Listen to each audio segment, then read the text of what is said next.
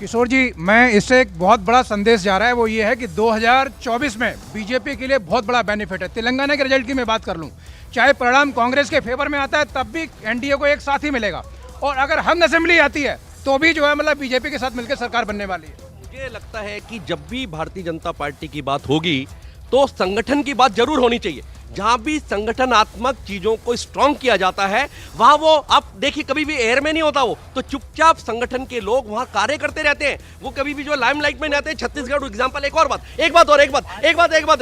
एक मिश्रा जी रुको, एक बात और, कि कमलनाथ जी जिनका नाम अपने आप में विरोधाभास रखता है, कमल पर फूल नहीं लगाना, उनका नाम ही बताता है कमल पर फूल लगाना है। अब भाजपा का बस चले तो पंचायत चुनाव भी नरेंद्र मोदी के चेहरे पर लड़े, ये संगठन की बात कर रहे हैं। अगर रणनीतिक है और काम कर रही है तो सही है। यदि राजस्थान मध्य प्रदेश में बीजेपी हार जाती है तो फिर क्या कम से कम मिश्रा जी चेहरा तो है, आप ये सोचिए, कम से कम चेहरा तो है, आपके पास तो कुछ भी नहीं है। मध्य प्रदेश राजस्थान में बीजेपी हार जाती है तो क्या नरेंद्र मोदी की हार होगी, आप मानेंगे? नहीं, क्यों? नहीं, हाँ या ना की बात नहीं है, हाँ और ना की तो बात ही नहीं है। आप ये बताइए, आप जीत गए तो नरेंद्र मोदी, हार गए तो बेचारे वसुंधरा राजे, शिवराज सिंह चौहान।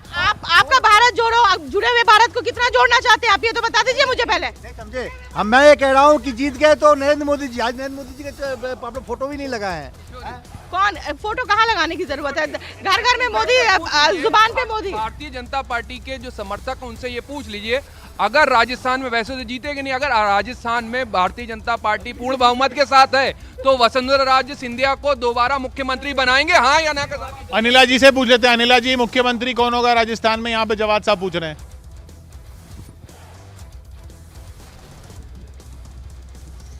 बहुत जल्द पता चल जाएगा ना, नतीजे तो आने दीजिए। इतने क्यों से सब इतना बेचैन क्यों हो रहे हैं? मुख्यमंत्री बीजेपी का ही सिंधिया जी होंगी? नहीं, आपकी इच्छा नोट कर ली गई है कि सैयद साहब चाहते हैं कि वसुंधरा जी जो हैं वो सीएम बने, और निश्चिंत रहिए सारे एमएलए जो हैं मिलकर चुनकर अपना मुख्यमंत्री बना देंगे। मुख्यमंत्री भाजपा प्रवक्ता से मेरा सवाल है, जहाँ के सीपी जोशी चित्तौड़गढ़ के हैं, वहाँ से नरपत सिंह राजवी, भरत सिंह शेखावत के दामाद पीछे चल रहे हैं, तो आपने तो बागियों को मैनेज नहीं कर पाया, कई सीटों से अरे वो आगे चल रहे हैं राजस्थान में तो, अरे लेकिन पार्टी तो आगे चल रही है ना। सोलंकी जी इतनी देर से बैठे हैं। सोलंकी जी, ये बताइए, इस पूरे चार्ट को देख के आप क्या कहेंगे? सबसे बड़ा आंकड़ा छत्तीसगढ़ का है या नहीं? छत्तीसगढ़ में तो उलटफेर हुआ है, चौंकाने वाला उलटफेर है। मध्य प्रदेश में बीजेपी जा रही है कि राजस्थान में अन्य के बिना सरकार बनना बीजेपी का भी मुश्किल लग रहा है। जहां तक हनुमान बेनीवाल का प्रभाव रहेगा और बीजेपी बना पाएगी ना बना पाएगी, समय बताएगा। आप कह रहे हैं कि कांग्रेस जरूर पीछे रहेगी बीजेपी से, लेकिन अन्य जो 13 हैं वो जाएंगे, वो राजस्थान में 70-18 तक जाएंगे। हनुमान बेनीवाल 7 से 8 सीट लेंगे, अदर जो बागी हैं वो 5 सीट रखेंगे। तो राजस्थान में जो भी निष्कर्ष निकलेगा वो अन्य और हनुमान बेनीवाल, यानी ये जो बीजेपी के 104 दिख रहे हैं, ये घटेंगे अभी रुझान? घटेंगे जी, पक्का घटेंगे। बीजेपी पूर्ण बहुमत नहीं ला पाएगी राजस्थान में। अभी भी बीजेपी बहुमत नहीं ला पाएगी राजस्थान में, सोलंकी जी का मानना। देखिए, मैं छत्तीसगढ़ को लेकर एक चीज़ कह दूं। देखिए, बहुत देर से हम लोग बातचीत कर रहे हैं। अभी देखिए, अभी इस समय आंकड़े कैसे बदले हैं, और लगातार जो है कि सुबह से हम लोग देख रहे थे कांग्रेस आगे चल रही है और बीजेपी अभी जो है कि आगे हो चुकी है।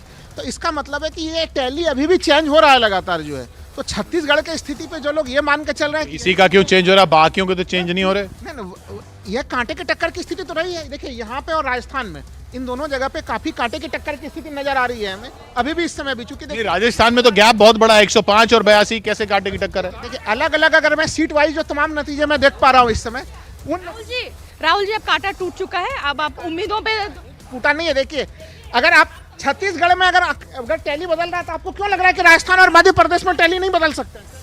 आप उसी खुशफहमी में रहिए, आपको किसी ने मना तो किया नहीं। मैं समझ रही हूँ आपका नाम राहुल है, और आप मैं समझ सकती हूँ आपका दर्द। नहीं अच्छा, चलिए अब राहुल के पास नहीं आते, हम युवराज के पास जाते हैं। हाँ, आपका नाम युवराज है। किशोर जी, आपको यदि याद हो तो मैंने सवेरे कहा था कि छत्तीसगढ़ में धमाका होने वाला है।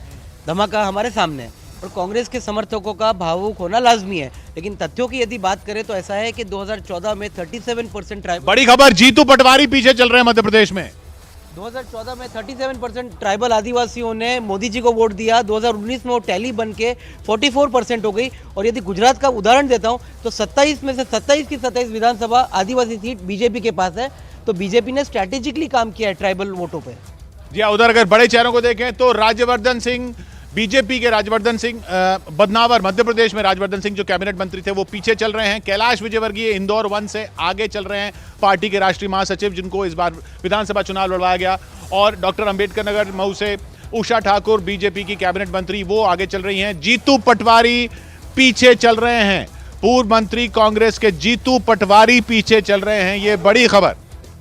देखिए, पहले तो आपको मैं जानकारी दुरुस्त कर दूं, कमलनाथ जी आगे चल रहे हैं, लेकिन एक जो सबसे बड़ा संशय है, भारतीय जनता पार्टी ने अपने 18 सांसद और 3 बड़े केंद्रीय मंत्रियों को चुनाव में लड़ाया है।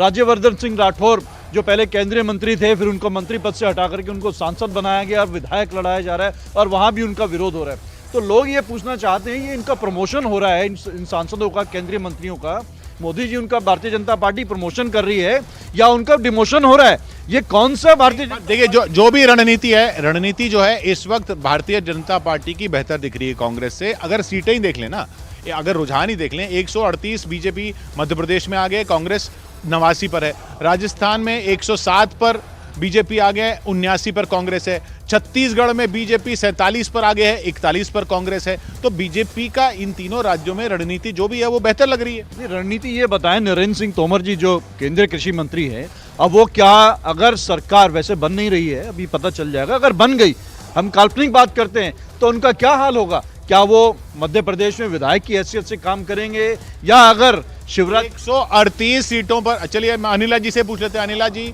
सांसदों का क्या होगा ये पूछ रहे हैं। अभी है तो बहुत, कांग्रेस और बीजेपी में बहुत फर्क है कर रहे हैं कांग्रेस वाले। भारतीय जनता पार्टी का में कार्यकर्ता मतलब कार्यकर्ता होता है, इसीलिए बहुत ही अनुशासित पार्टी मानी जाती है। हमारे लिए पार्टी से ऊपर कुछ नहीं है। आप एमएलए हो या एमपी हो, आपके यहाँ पर किसी को कहीं उठा करके पटक दे, नहीं तो ईडी सीबीआई उनके यहाँ भी पहुंच जाएगी। अरे एक मिनट जी अनिला जी। मैं केवल इतना कहना चाह रही हूँ, आपने देखा होगा कि भारतीय जनता पार्टी में कोई इस प्रकार का भेदभाव नहीं होता। हमारे लिए कार्यकर्ता मतलब कार्यकर्ता है। अगर मेंबर ऑफ पार्लियामेंट को कहा जाएगा कि आपको विधायकी का चुनाव लड़ना है तो वो लड़ेंगे, चाहे वो मंत्री के रूप में केंद्र में हो या नहीं हो। लेकिन कुछ जगह पीछे जरूर चल रहे हैं। जो सांसद विधायक का चुनाव लड़े हैं वो पीछे चल रहे हैं। राज्यवर्धन राठौड़ इस वक्त पीछे चल रहे हैं, और जो कि बड़ी बात है, राज्यवर्धन राठौड़ का जोटवाड़ा से पीछे चलना, उस पर आप क्या कहेंगे अनिला जी?